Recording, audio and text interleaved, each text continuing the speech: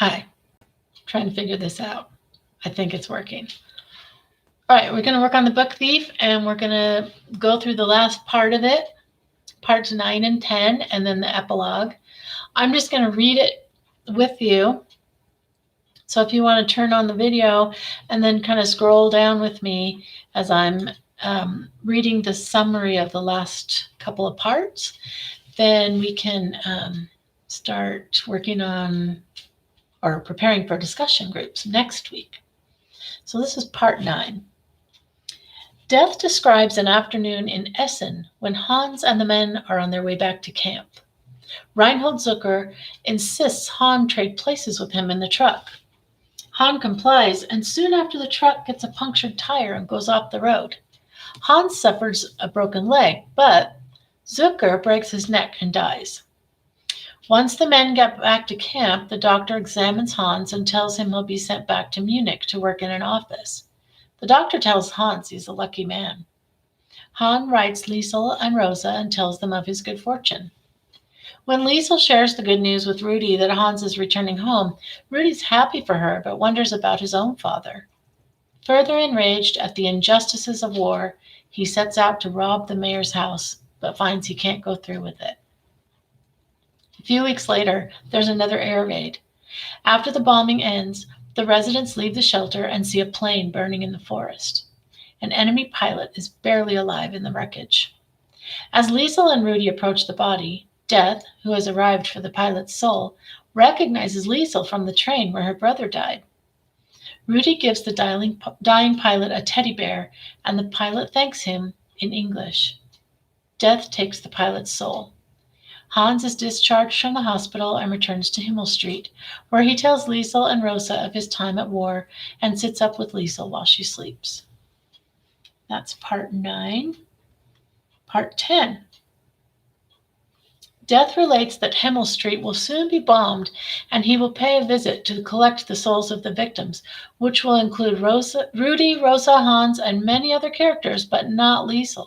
Liesel will be saved, Death reveals, because she will be in the basement of her house, reading over a book she's written about her life.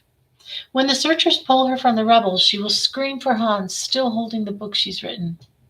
The narrative then goes back in time and describes the events leading up to the bombing. For 3 months, all is relatively peaceful in Mulching, with the exception of more parades of Jews. After months of scanning every passing group of prisoners, Liesel sees Max in one of the parades of Jews through Mulching. She cries out to him, then joins him in the parade. He tells her he was halfway to Stuttgart when he was caught by the Nazis. A soldier warns Liesel to get away from the Jews, but Liesel ignores him, and when the soldiers drag her from the group, she fights her way back in and quotes from the word shaker to Max. The soldiers whip Max and Liesel. Rudy pulls Liesel from the crowd, and Max continues on with the rest of the prisoners. After this, Liesel stays in bed for several days, then finds Rudy and explains to him who Max is. She shows him the word shaker, and he sees where he was described as a boy with hair the color of lemons. Liesel and Rudy come close to kissing, but again they don't. Death interjects that Rudy will die in a month. Liesel returns to the mayor's house and lets herself into the library. Overwhelmed by all the pain and loss of the past months, she begins ripping pages out of a book, making the connection in her mind between words and the current state of the world. When she's done, she writes a note for Frau Hermann, apologizing for her actions, then leaves. 3 days later, Frau Hermann comes to Liesel's house and gives her a blank book so she can write her own story. She tells Liesel not to punish herself, and they have coffee together. Liesel begins writing her life story, starting with the death of her brother and the theft of the first book from the gravedigger. After Liesel has finished the book and is beginning to revise it, the night comes when the planes drop the bombs that flatten Himmel Street.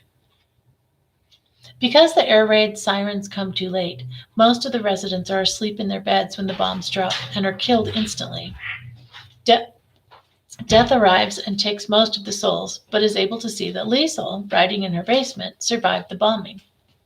After Liesel is rescued from the rubble, she finds Rudy's corpse and kisses him on the lips.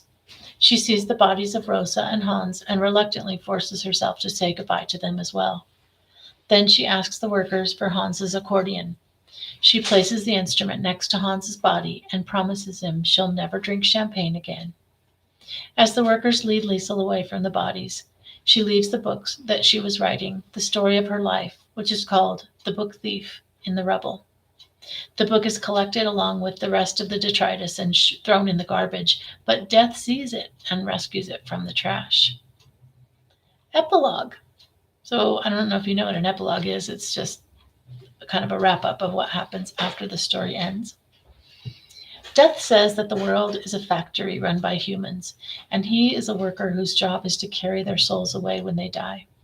He's very tired and will tell the rest of the story in as straightforward a manner as possible. He reveals that Liesel died just yesterday at an old age far from Himmel Street in a suburb of Sydney. She had 3 children and many grandchildren, as well as lots of friends, but always remembered Hans, Rosa, Rudy, and her brother. Death then flashes back to the events immediately following the bombing. Liesel, having no family and nowhere to go, is taken to the police, clutching Hans's accordion. After 3 hours, the mayor and Frau Hermann arrive and take Liesel home with them. At the mayor's house, Liesel sits in a room talking to her. She refuses to bathe and keeps the ash of the Himmel Street bombings on her skin through the funeral of the victims. Then she walks into the river where Rudy rescued her book and says her final goodbye to him, washing herself in the water where he rescued her book years before. Months pass, and Liesel returns to Himmel Street to look for her lost books. Only rubble remains, though. Rudy's father, Alex, is given leave from the war and returns to the neighborhood. Liesel tells him about kissing Rudy's dead body.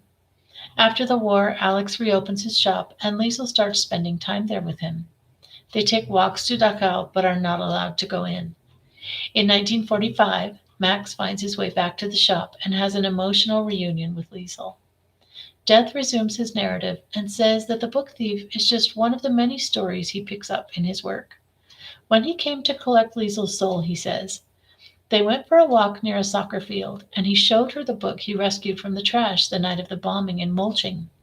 Liesel was overcome that he saved her book for so many years and asked if he read it. He told her he read her book many times. When she asked him if he understood it, he was unable to answer her and explained that he has difficulty understanding humans in general, how they can be capable of such generosity and at the same time such violence.